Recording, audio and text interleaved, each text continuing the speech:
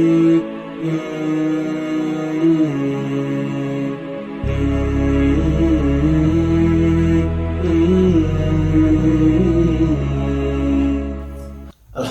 Rabbil Alamin, wa salatu wa salam ala Rasulillah wa ala ahlihi wa sahbihi wa sallim, wa ba'd. Assalamu alaikum wa rahmatullahi wa barakatuh. Soyez les bienvenus sur ce programme. Inch'Allah, nous sommes sur ce programme pour entamer la discussion sur l'utilisation, le mauvais usage et l'abus du mot djihad. Dans ce 19e épisode de ce programme, aujourd'hui, on aimerait entreprendre la question des armes qui sont permises ou interdites dans la guerre selon l'islam. Moi, c'est toujours Teslim Adeyema. J'ai avec moi dans ce studio le frère Murtala Saad, salam alaikum wa rahmatullah, et aussi le frère Abrahman Monkaïla, salam alaikum wa rahmatullah. Soyez les bienvenus, Ustaz. Inch'Allah, ils vont nous aider à faire des éclaircissements, des détails sur les raisons pour lesquelles l'islam a permis quelques gendarmes et a interdit d'autres. Et on saura aussi quels sont les gendarmes qui sont permis et interdits dans l'islam, surtout pour la guerre. J'aimerais commencer avec vous, Ustaz Murtala. Ma première question, c'est que j'aimerais qu'on examine maintenant le sujet des armes qui sont permises et interdites et pourquoi dans l'islam. Qu'est-ce que le Coran et la Sunna du prophète sallallahu alayhi wa sallam nous enseignent sur les types d'armes qui sont légitimes à utiliser dans la guerre et pourquoi y a-t-il des réserves et des règlements concernant les armes qui ne peuvent pas être utilisées sur un ennemi. Et aussi, qu'est-ce que nous apprenons de ces derniers sur les buts et les justifications pour combattre dans la loi islamique de guerre et de paix. Alhamdulillah, wa salli wa sallim ala sayyidi wa habibi Muhammadin sallallahu alayhi wa sallam wa ala alihi wa sahbihi wa man wala amma ba'd. Nous sommes une fois encore en train de donner des éclaircissements par rapport à ce terme combien important de l'islam. Il s'agit de questions de djihad et dans cet épisode, nous allons essayer de donner un peu la position de l'islam et la pratique du prophète sallallahu alayhi wa sallam en ce qui concerne des armes. On va voir quels sont les types des armes qui ont été utilisées par le prophète sallallahu alayhi wa sallam et ses compagnons pendant les batailles qui ont été menées. Et on va voir aussi les armes dont nos érudits musulmans qui ont essayé de donner leur point de vue par rapport à leur utilisation contre un ennemi. Il faut tout d'abord noter qu'à l'époque du prophète sallallahu alayhi wa sallam et ses compagnons, la première période de l'islam, les armes qui ont été utilisées, ce sont des armes simples et sous-développées. Il s'agit d'épées, de flèches, de lances pour un combat individuel, et leur capacité d'infliger des graves dommages à la vie et au bien de combattants ennemis est extrêmement limitée par rapport à celle qui existe aujourd'hui.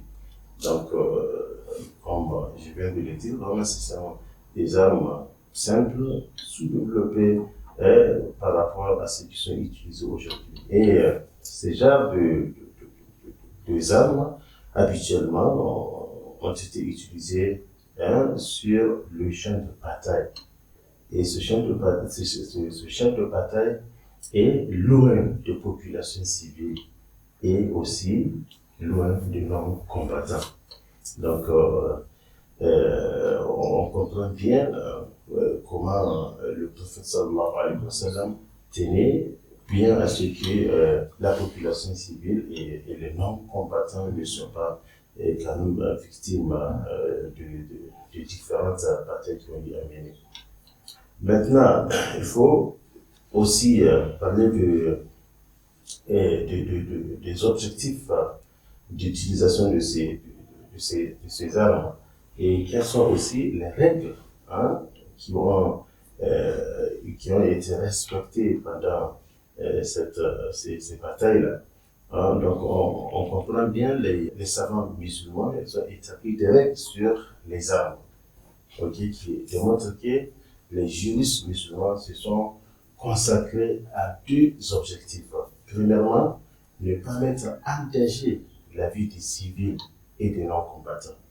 Et deuxièmement, épargner les biens de l'ennemi, à moins que la nécessité militaire exige.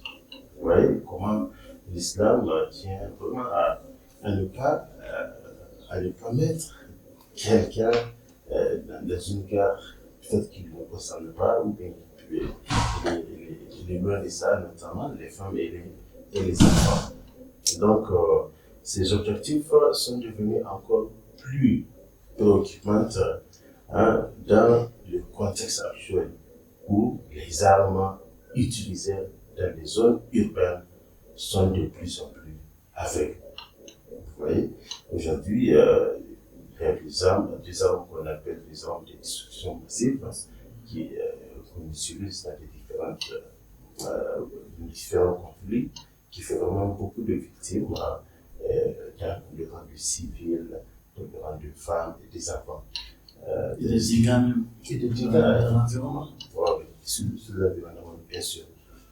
Donc, si on essaie maintenant de parler de prendre les avis des juristes musulmans, hein, par exemple, ils débattaient beaucoup du moment où il était permis d'utiliser des flèches empoisonnées contre un ennemi. Donc, sous la main, hein, ils ont des points de vue différents par rapport à l'utilisation des flèches empoisonnées. Imaginez qu'il va peut-être tuer une seule personne. Et sur l'utilisation de ces genres de flèches empoisonnées, on trouve qu'ils ont, comme je l'ai bien expliqué, il y a d'autres qui ont autorisé cela, d'autres qui n'ont pas autorisé cela. Vous voyez, donc comment on peut comparer l'utilisation de flèches empoisonnées à ce qu'on connaît aujourd'hui des armes de destruction massive, et ou bien l'utilisation, ou bien mettre du feu sur une ville ou un village, ou bien couper le moyen d'approvisionnement en eau pour toute une population, ou bien inonder toute une population. Hein? Et donc tout ça là, c'est des choses dont nos savants islamiques ils ont mis un peu battre et ils ont donné leur point de vue. Donc si on revient maintenant par rapport aux juristes musulmans qui donnaient aussi des conditions et leurs opinions contradictoires par rapport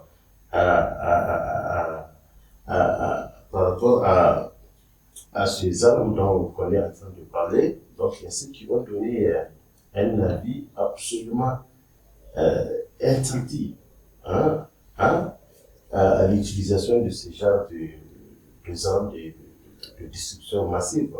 Il y a d'autres, ils ont considéré cela comme répréhensible et détesté, ce qu'on appelle à l'islam, quelque chose que macro, tandis que d'autres les considèrent comme acceptable si cela était dicté par une nécessité militaire et était le seul moyen de vaincre l'ennemi. Voilà. Il faut aussi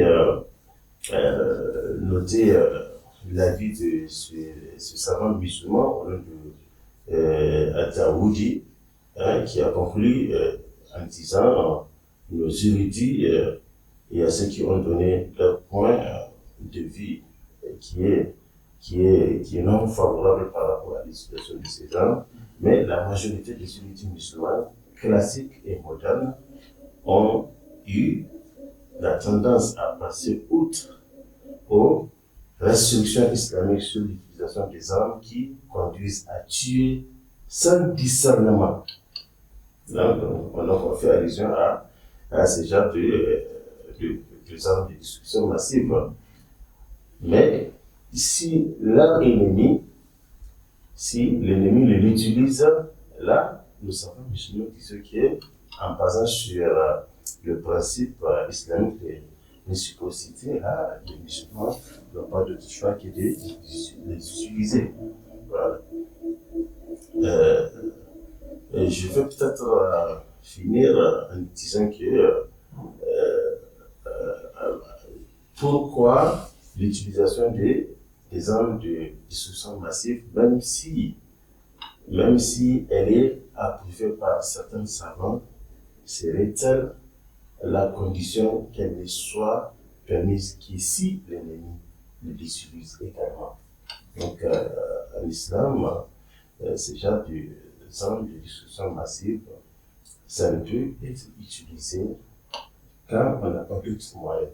Et si aussi l'ennemi qui est en face de nous peut les utiliser. Merci beaucoup, Ostaz. Inch'Allah, Ostaz Abdurrahman, considérant la question de ce qui peut et ne peut pas être détruit quand il s'agit de la propriété de l'ennemi. Quelle est la position de la loi islamique concernant la protection des biens de l'ennemi contre la destruction pendant la guerre? Et qu'est-ce que cela nous apprend sur les justifications des combats dans la loi islamique de guerre et de paix?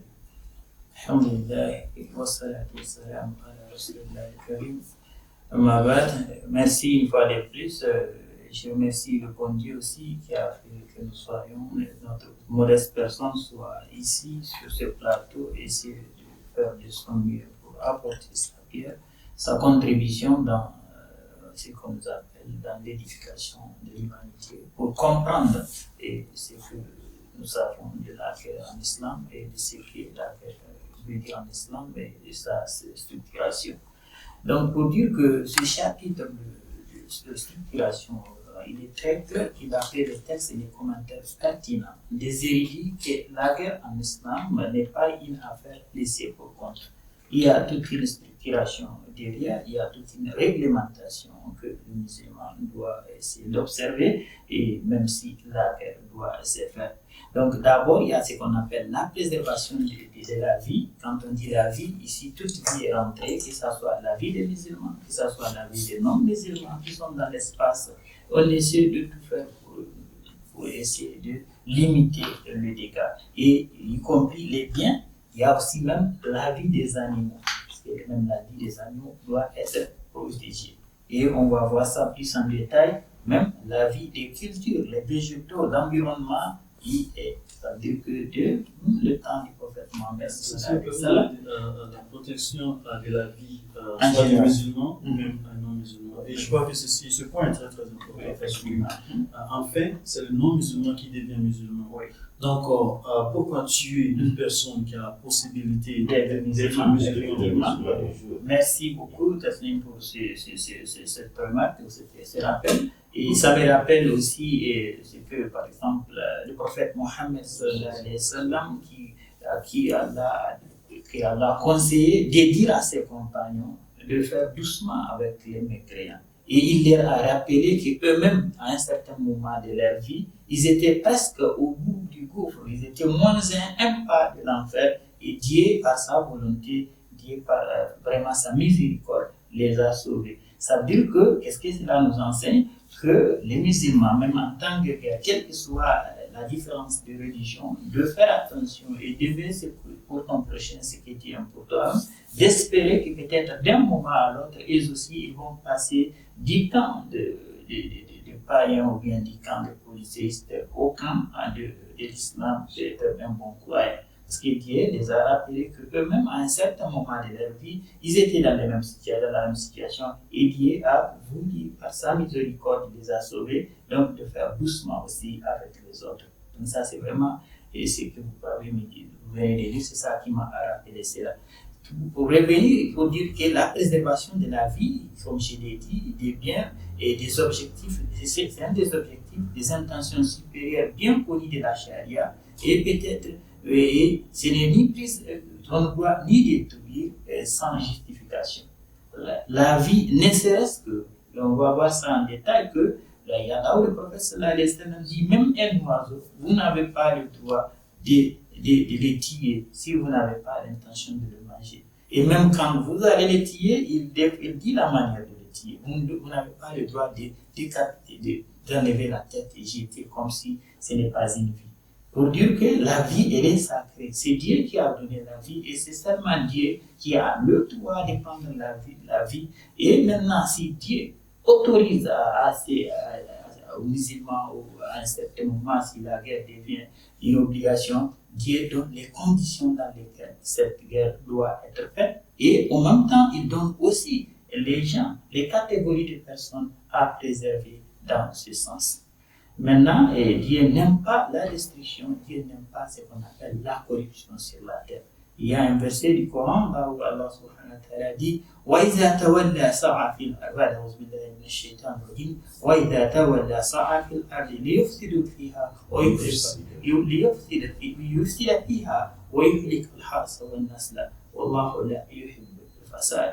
Donc il dit, quant à celui qui tourne le dos et il se précipite sur la terre pour y faire de la corruption et détruire le travail, et même les cultures et le bétail, donc il dit, Allah n'aime pas les corrompus.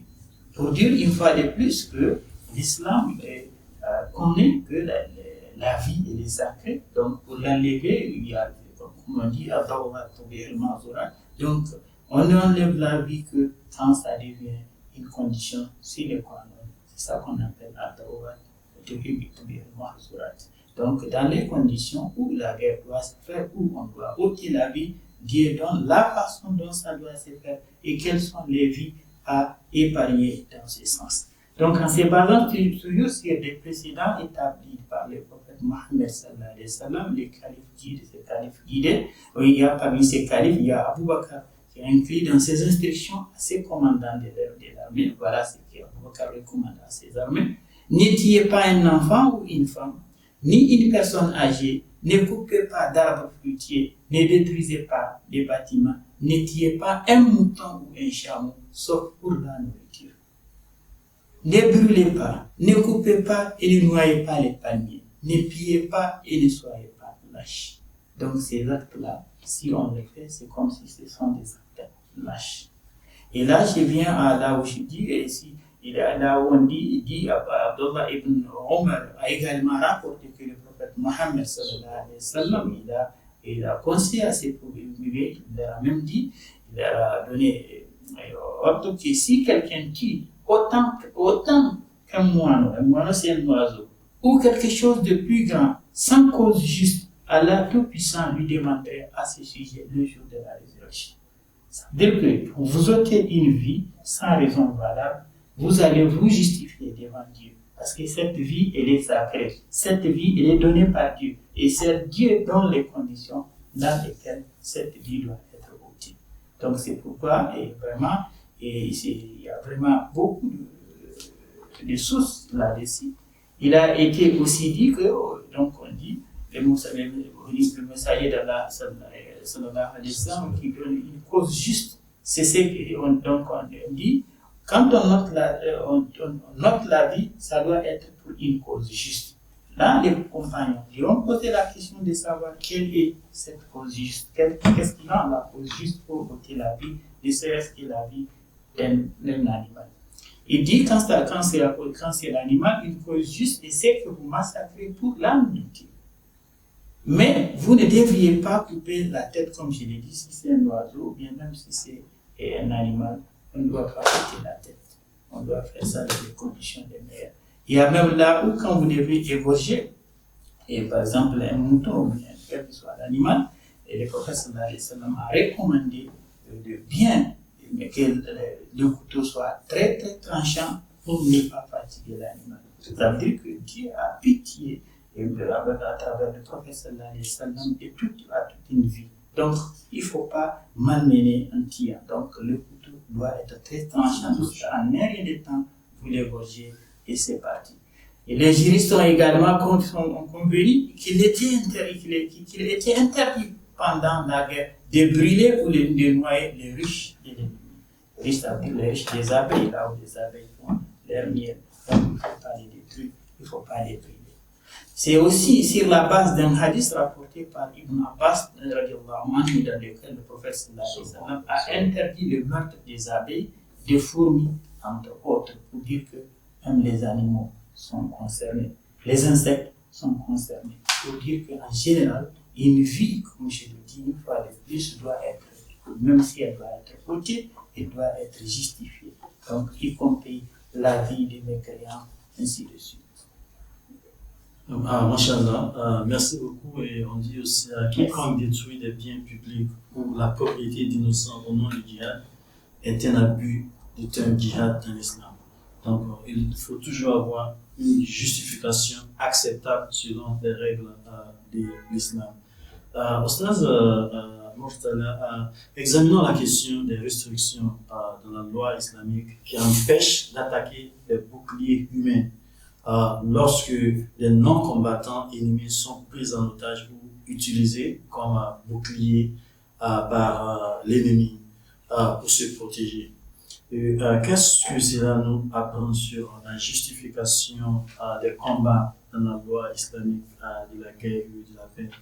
Alhamdulillah. Donc, si on revient toujours pour examiner ce terme, ici par rapport à l'utilisation du bouclier humain, quand on regarde dans les écrits islamiques qui parlent de règles de guerre et de paix à l'islam, on va voir que les unités musulmans ont essayé de discuter de la possibilité ou non d'attaquer un ennemi qui utilise des individus non combattants comme non-combattants qui ont l'immunité.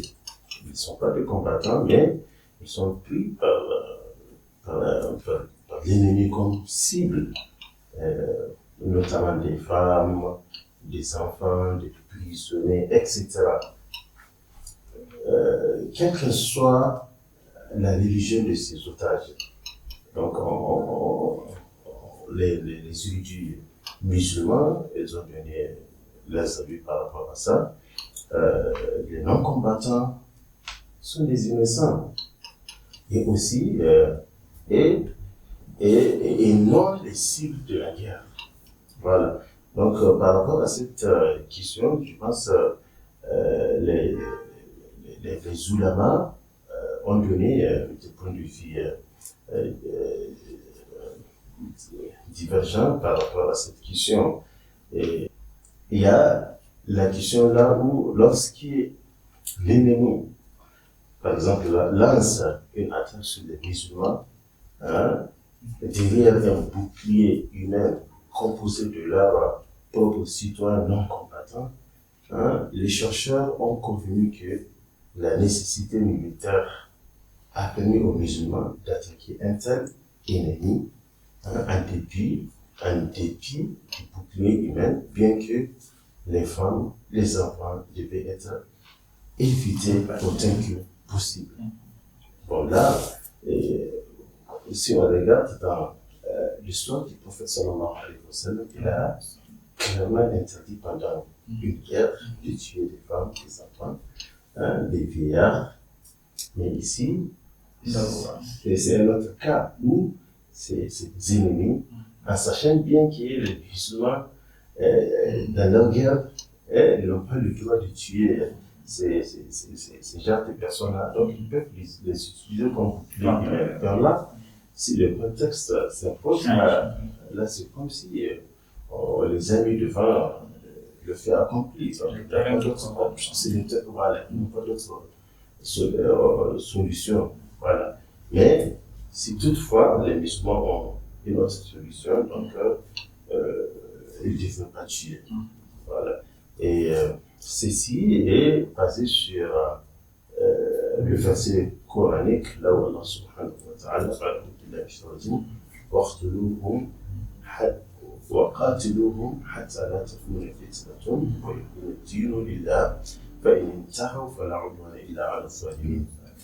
Donc si le mécréant, pendant même l'utilisation des boucliers humains, si ils ont fait comprendre aux musulmans qu'ils sont en train d'utiliser ce bouclier humain parce qu'ils ont peur, parce que où ils ont fait de ça comme ils voulaient arrêter la guerre. Là, Allah subhanahu wa ta'ala ordonne aux musulmans de s'arrêter. S'ils montrent ce signe-là, ils ont peur, donc il faut s'arrêter de le combattre. Il y a l'imam Al-Qurtubi qui a affirmé qu'une attaque contre un tel bouclier humain est justifiée uniquement dans le cas impliquant l'intérêt absolu et certainement clair de ce qu'on appelle maslaha, intérêt supérieur de l'islam. Les juristes musulmans aussi, par conséquent, ont toujours essayé de peser et d'équilibrer les objectifs de respecter et de protéger les caractères sacrés de la vie humaine contre la nécessité militaire de gagner une guerre. Il est intéressant de noter que le fait que les unités musulmans ont même délibéré et mis en place des règles pour assurer que les non-combattants d'autres confessions avec les musulmans qui ont été utilisés comme boucliers humains ne vont pas être attaqués ou seulement vont être attaqués s'il y avait une nécessité militaire absolue. Et aucune alternative ne peut être trouvée. C'est dans ce cas-là, même s'il y a parmi eux des musulmans, là, les musulmans n'ont pas d'autre choix que les attaquer. Voilà. Il est aussi important de dire qu'une fois de plus que la justification de combattre dans la loi islamique de guerre et de paix n'est pas simplement de combattre déjà d'autres confessions à cause d'une différence de religion, mais c'est de vaincre un ennemi hostile. Masha'Allah. Merci beaucoup, Oustaz, pour ce développement sur cette question. Et ce qui démontre que l'islam, le prophète sallallahu alayhi wa sallam, les savants musulmans en prennent toujours en compte la vie. La vie est très très importante. Donc, lorsque le musulman ne doit pas tuer une personne qui ne combat pas les musulmans. Donc, il faut souligner cela, il est très très important. Mais il se peut que il y a de la guerre et qu'on voit des musulmans qui tuent des non-musulmans. Ils ne suivent pas tous ces principes que le prophète sallallahu alayhi wa sallam a tracés. Cela ne veut pas dire que c'est l'islam qui les enseigne à faire cela. C'est eux qui refusent d'appliquer les principes que l'islam a tracés pendant les engagements militaires. Ceci est très très important parce qu'on a des gens qui disent que voilà, ils sont encore à faire la guerre et ils détruisent tout. Non, s'ils détruisent tout, ils les détruisent à leur nom, pas au nom de l'islam. Non, pas au nom de l'islam, c'est à leur nom.